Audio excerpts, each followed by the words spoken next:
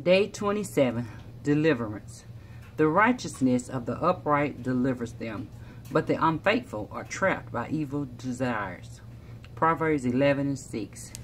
Harry Houdini, history's most renowned escape artist and magician, never found a jail cell or a bank vault that could hold him. He escaped from a water tank where he had been suspended upside down, chained and handcuffed, and left for dead.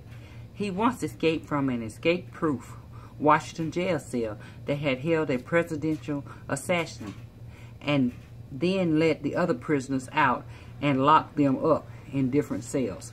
Houdini's fate depended on incredible physical skills and meticulous preparation.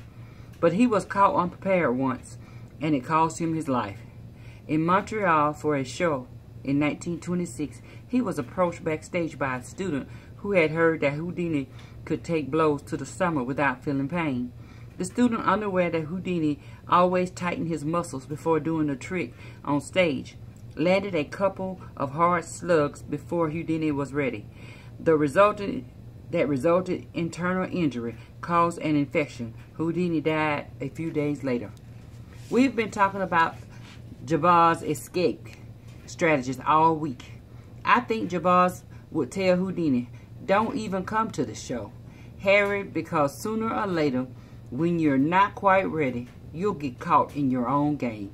So what does it take to catch a Houdini or a Jabbar unaware? Not much, really.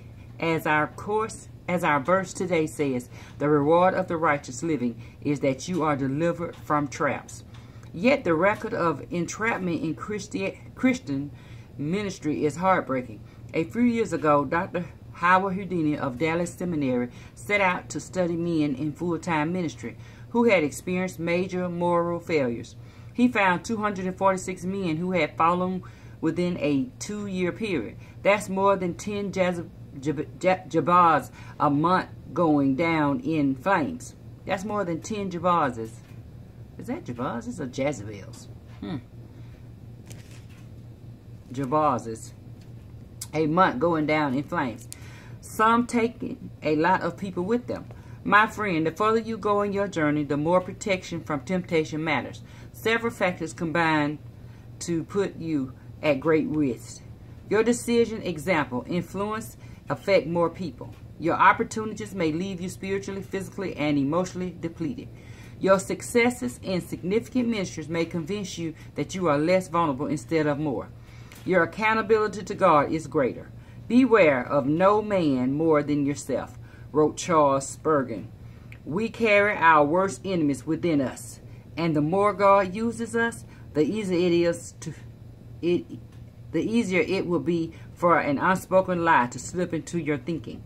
God wouldn't let me go down even if I'm sinning. He needs me and favors me too much. But one day, you'll be caught backstage unprepared for a quick jab that could end it all. I've noticed that when Satan brings a Jabbar down, he goes for the most damage possible. The time, the matter, the circumstances, he'll maximize our failures so that they cause us pain everywhere. You know what I'm talking about. You know the untold numbers who wouldn't have anything to do with Christianity because of what their ex-pastor did.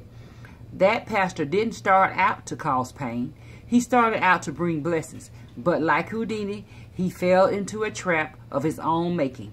The truth is, the farther you go for God, the narrower the road becomes, and the harder God will judge you should you fall into serious sin. You've tasted amazing things from his hands, but you can lose it all for a period of time or for the rest of your life. The grief can be staggering. I remember trying to minister after I had committed a sin. I felt terrible, but I wanted to press ahead for God. I was sitting on a platform, getting ready to serve an audience as I had always done. But when some words dropped into my heart, you have no idea how worthless you'll be if you take my hand off of you. If I take my hand off of you. I recalled in shock, and I hope I never recover from that shock. Join me every day in laying aside entangled sins. Let's walk forward toward pursuing God's favor with watchfulness, humility, faithfulness, a clear conscience, and great hope. My Jabez journal. In what area of my life am I most likely to make excuses for my sins or routinely presume upon God's grace? Quote, in a great house there are not only vessels of gold and silver, but also of wood and clay, some of honor and some of dishonor. Therefore, if any cleanses himself from the latter, he will be the vessel for honor, sanctified and useful for the master, prepared for every good work. 2 Timothy 2 and 20 and 21. Temptations are tramps. Temptations are tramps. Treated them kindly, and they return bringing others with them.